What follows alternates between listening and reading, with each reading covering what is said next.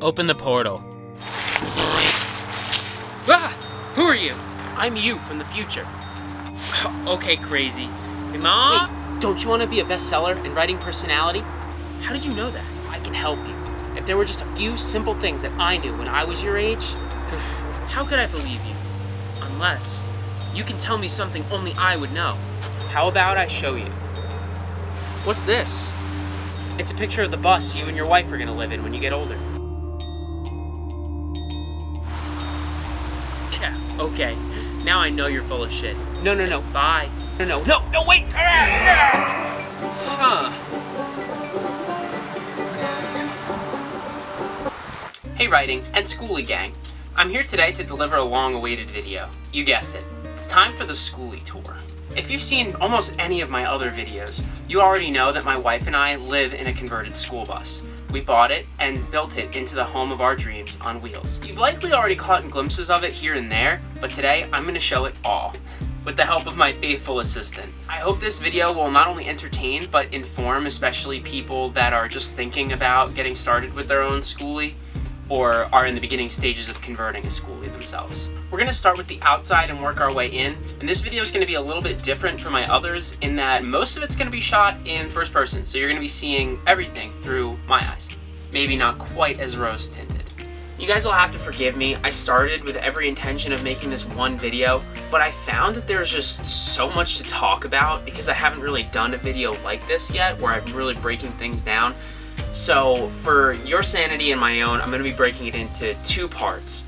The next part will be coming out next week. So this video, part one, will cover what we did to the exterior of the bus and the front driving area, which I'm going to call the cockpit. And part two next week will contain the tour of the rest of the bus. Welcome to your personal tour of our Skoolie, Penelope.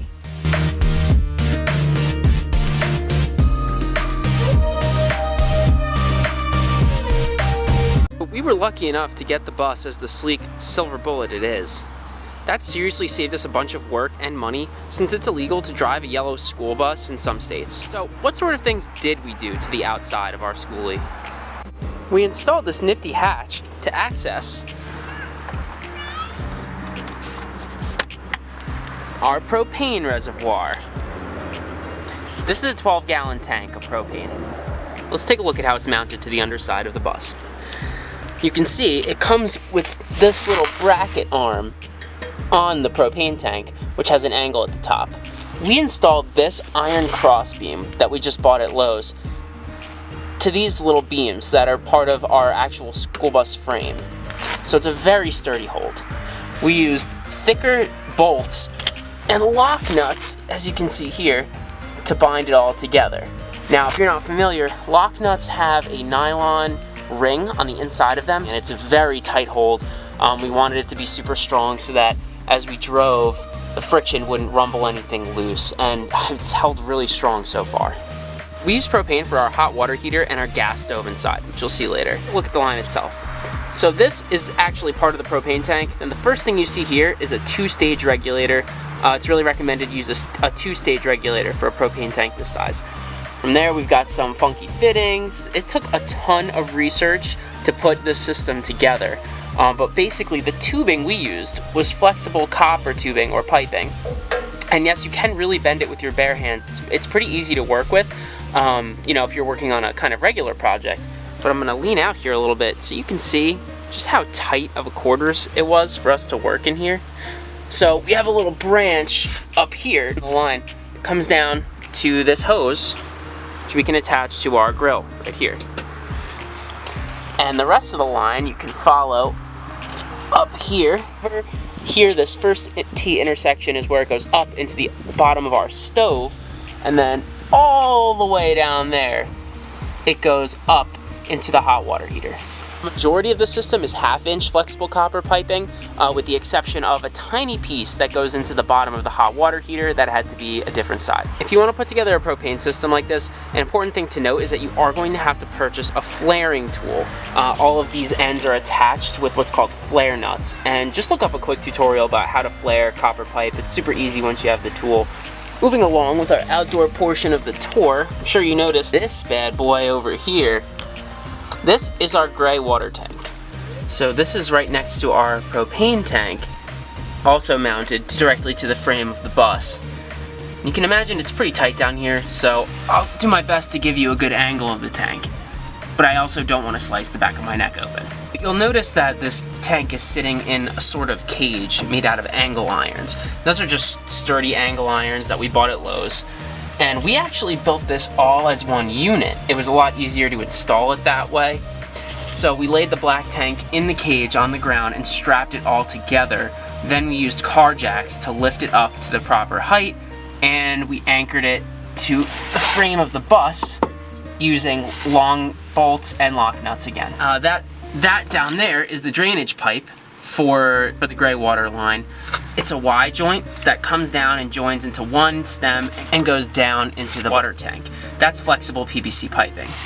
And you can see that weird hanging thing beside it is actually a sock that I wedged in the hole in the floor to make the spacing right, and now it's irremovable. So yeah, the little things that become a part of your home.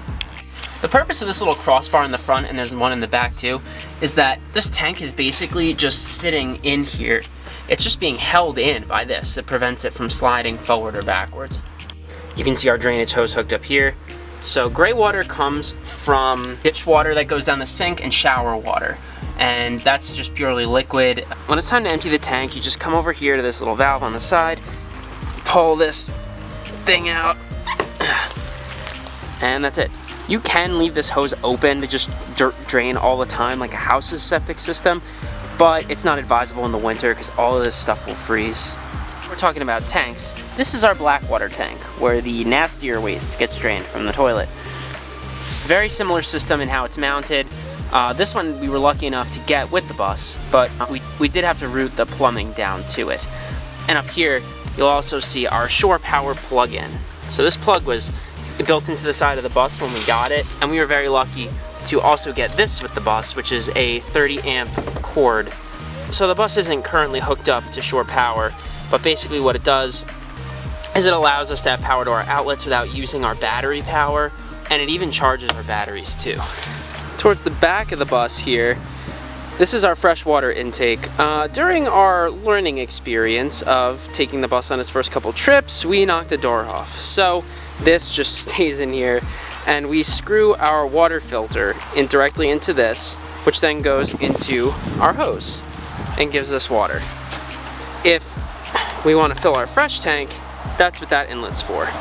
And the tank is actually back here in the back of the bus, buried in our pile of stuff there. For this next part of the tour, you're gonna have to get high with me using our telescoping ladder. What did you think I meant? So, a couple things to see up here. The biggest of which are these solar panels. I absolutely love having solar electricity. It's totally a worthwhile investment, but let me tell you, it was one raging bitch to get these up here. So that far one is the one that went up first. Instead of using a 3-person system to get it up here, where we tied kind of like a triangle of rope around one end of the array, and we had that rope attached to a tree on the far side of the bus. So those panels started down here, wedged up against 2 ladders, like this, leaning up against the bus. The rope pulled this with a winch on that tree over the roof of the bus to over there, while my wife and I climbed this ladder and one more to kind of push it up with it. This took all day, at least 5 hours to get that up here. For this other array, we went with a little bit of a quicker method, but probably a lot more dangerous. Not sure if I'd recommend it because I shaved a couple years off my life when I almost fell off the ladder. We used the same kind of rope system to tie it up, but we attached the rope from this array to something called a snatch block, which goes around a tree and then to the frame of someone's car. Because her car was over here, pulling the rope like this, the rope goes around the snatch block and gets pulled this way, even though the car force is pulling from this way. So we did that while I climbed the ladder by myself and kind of hoisted the panel up here. Almost fell off and broke my neck, but it's up here. So how's it attached? There's a heavy-duty hinge, absolutely bathed in polyurethane sealant. So we use self-tapping screws, which are these things right here, to attach everything that's up here, the things that we couldn't use heavy bolts and lock nuts for. Because they have a really pointed tip, which drills even through metal as you press with the drill. And then it has this neoprene washer, which gets kind of squished and makes a super tight hold once all of these things are attached. Oh, these things here are hydraulic arms. And basically what that allows us to do is what you see here. That's the resting position of one solar panel, and this one would normally be like that too if these hydraulic arms were not activated. So basically you just lift it, give it a little boost, and these arms do the rest, and then hold it up here for as long as you want when it's beneficial for collecting sun rays. Down yonder, you can see our chimney from our wood stove. As you can see, it's pretty cold today, so there is a fire going inside. Another bitch of a project was cutting that hole in the ceiling for the chimney.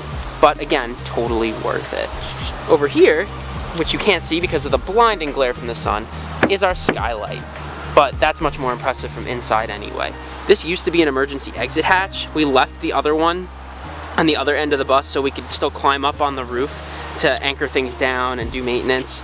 But this emergency exit we tore out and replaced with a big plexiglass dome so that we could gaze at the stars at night and let the sunlight in during the day. You'll also notice that it's impossible to stare at the roof for too long because of how bright it is. That's 2 coats of white silicone-based paint because, believe it or not, our big problem used to be heat, not heat loss. So what this does is it reflects a ton of sun rays instead of letting the heat soak down into the bus. During the summer, we noticed a difference of about 7 degrees. Now let's take a step inside. We'll start with the front and work our way back. The first thing you'll notice are these gorgeous stairs. Now these are Katie's masterpieces, and don't let anyone tell you different. She did all of these irregular cuts herself, like a damn artisan. The tool called the angleizer. If you got spots like this in your bus, get the angleizer. It'll save you hours of geometry. Underneath all of this is the steel frame of the bus, then 1.5 inches of insulation surrounded by wooden furring strips, which is anchored to the frame of the bus. You don't know what furring strips are? Basically, we used 1.5 inch chunks of wood, and we made like a frame around each step with those wood pieces, and then filled in the middle with insulation. Then over that is a layer of fireboard, which we also use somewhere else in the bus, so you'll hear about that later. And then the laminate floor here with some treads to keep the stuff from getting inside. These are just adhesive stick-on tiles from Lowe's with some angle trim, and you've got a masterpiece of a staircase. Over here, you'll see our triangular storage shelves, which we use for stuff that we need to take outside often. And we use this technique pretty much for all of our shelves, where you just put in a couple, like there's one here and one here, strong supports, and then this doesn't bend. Just anchor it to something strong, like that's drilled straight into very thick plywood here. So we come up the stairs to an obnoxious baby gate for an obnoxious baby. That's Willow. She's lovely, but she will stumble headfirst down the stairs if we don't block her from doing so.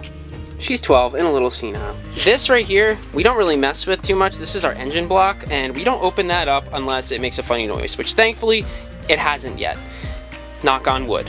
Wait a second, I can, because of our custom dashboard here. This is just plywood that we sanded and stained and put over the ugly black plastic dashboard that was here originally. So this is the area of the bus that we did probably the least to.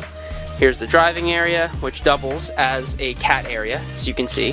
We've got Holly's food, water, cat tree, Holly just soaking up the Skoolie life. So this right here is our entertainment area. This is where we have our gaming systems that we also use to watch movies and everything, our television, and all of that plugs into that outlet up there that we plan to use for this stuff.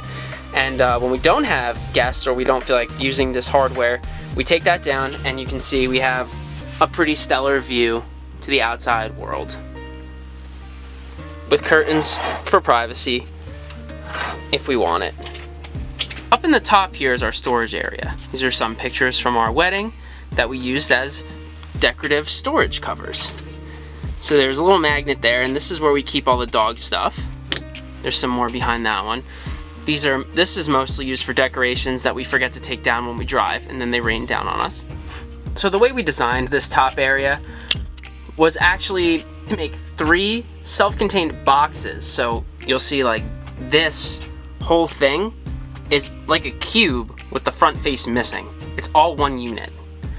So we built these 3 boxes to fit 3 spaces that were behind the old steel that used to be here. There's ribs going there and there, so that separated it into 3 spaces. We filled it with 3 boxes.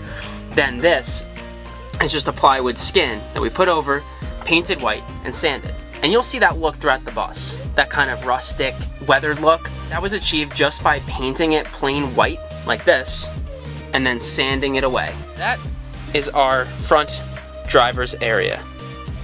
So unfortunately, guys, that's it for this week and this first part of the Skoolie tour.